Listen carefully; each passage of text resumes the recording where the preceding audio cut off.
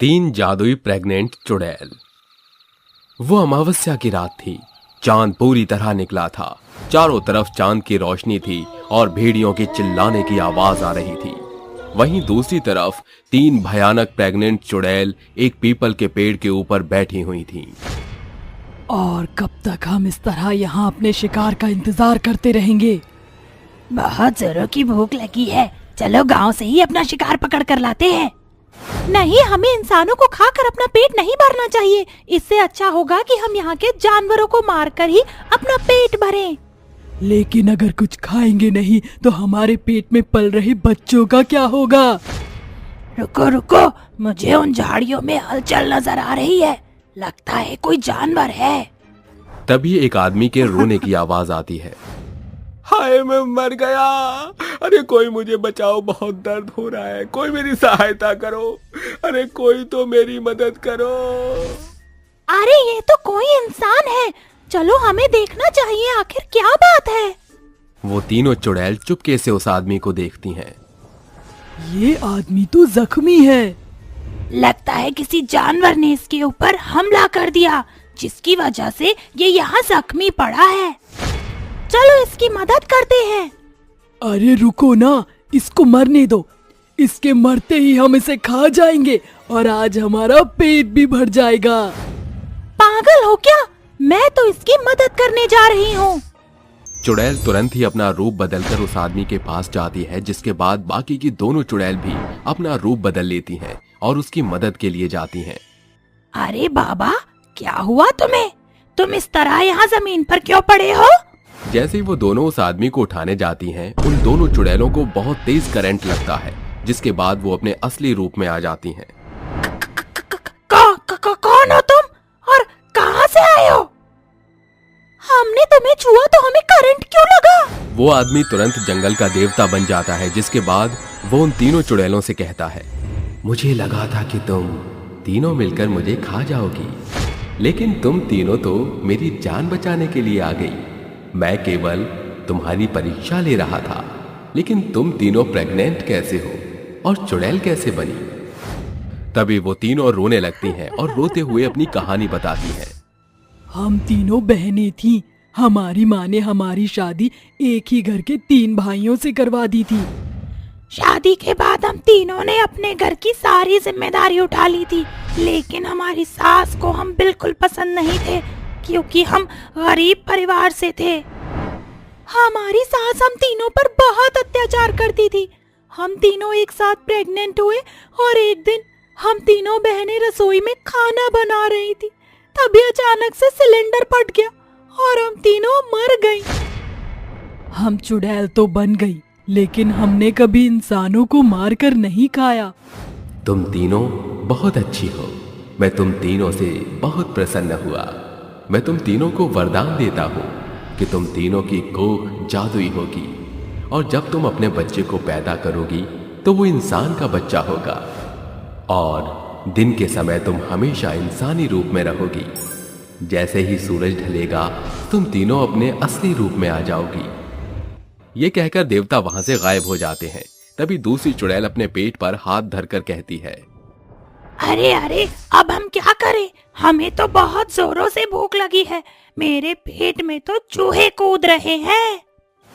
उसके इतना कहते ही उनके सामने कई तरीके के पकवान आ जाते हैं, जिन्हें देखकर वो तीनों खाने पर टूट पड़ती हैं, और खाना खाकर वो तीनों चुड़ैल पीपल के पेड़ पर जाकर सो जाती हैं। अगले दिन सुबह जैसे ही सूरज की किरणें उनके ऊपर पड़ती हैं, वो तीनों इंसानी रूप में आ जाती हैं। अरे देखो, हम तो इंसान लग रहे हैं, जैसे कि देवता ने कहा था। अरे बहनों, चलो अपने माता पिता के पास चलते हैं, पता नहीं कैसे होंगे वो लोग। दूसरी चुड़ैल की बात सुनकर वे तीनों अपने माता पिता के घर जाती हैं, लेकिन पहले वो तीनों खिड़की से झांकती हैं, जिसके बाद उन्हें दिखता है कि उनके माता पिता बहुत ही गरीब हो चुके हैं और उनके पास खाने के लिए एक दाना तक नहीं है। काश मेरे पास ढेर सारा पैसा होता तो मैं अपने माता पिता की मदद करती।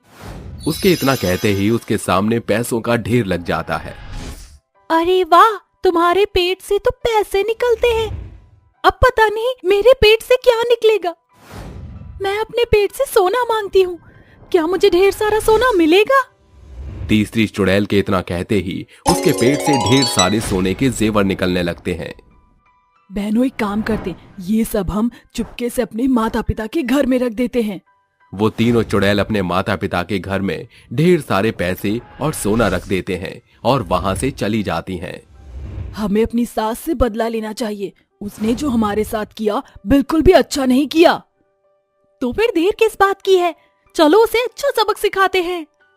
वो तीनों चुड़ैल मिलकर अपनी सास उर्मिला के घर जाती हैं, जहां वो देखती हैं कि उसकी सास ने अपने तीनों बेटों की दोबारा से शादी करवा दी, लेकिन उसकी बहुएं उस पर बहुत अत्याचार कर रही होती हैं। अरे बुढ़िया, इतनी बूढ़ी हो गई हो कि तुझसे पोछा तक नहीं लग रहा। देख जरा फर्श कितना गंदा पड़ा है।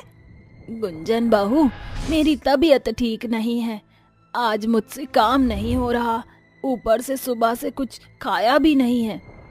तभी गुंजन उर्मिला को एक जोर की लात मारती हैं, जिसके बाद उर्मिला को चोट लग जाती है। मुफ्त की रोटियां तुझे यहाँ नहीं मिलेंगी, समझी तू? फटाफट काम कर, उसके बाद खाने के लिए सोचियो।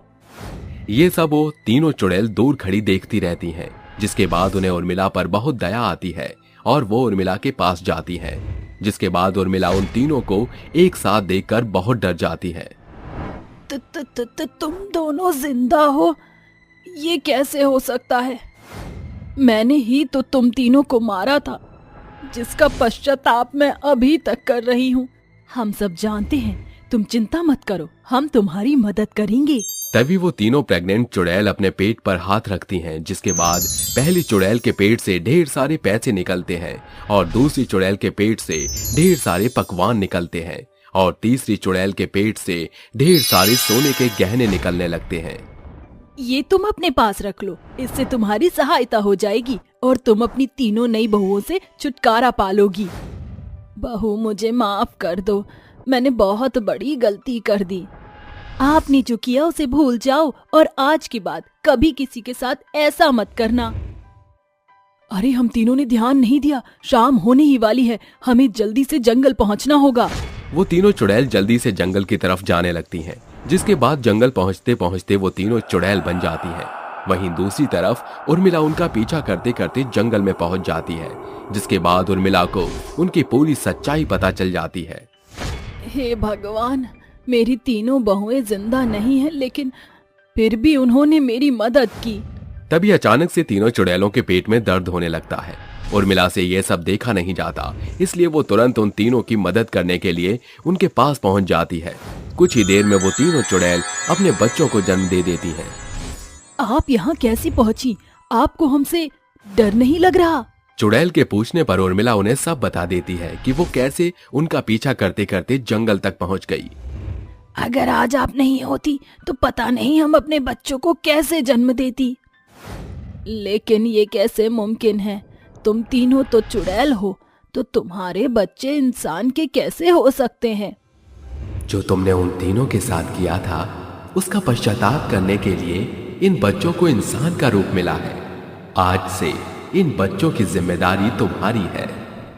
मैंने अपनी तीनों बहुओं के साथ बहुत ही बुरा किया। आज अगर मैं ऐसा नहीं करती तो शायद वो तीनों जिंदा होती। लेकिन अपनी गलती का पश्चाताप करने के लिए मैं अपनी तीनों बहुओं के बच्चों को अच्छी परवरिश दूंगी। ये सुनकर वो तीनों चुड़ैल बहुत खुश होती हैं, जिसके बाद उन तीनों चुड़ैलों को मुक्ति मिल जाती है और वो तीनों उस जंगल से हमेशा हमेशा के लिए चली जाती हैं। जहां हर कहानी सिर्फ कहानी नहीं होती, वहां शुरू होती है वीवा स्टोरीज।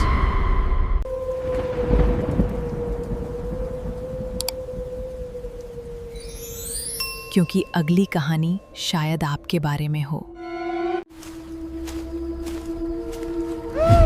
ऐसी ही रोमांचक कहानी के लिए हमें सब्सक्राइब कीजिए और बेल आइकन दबाएं।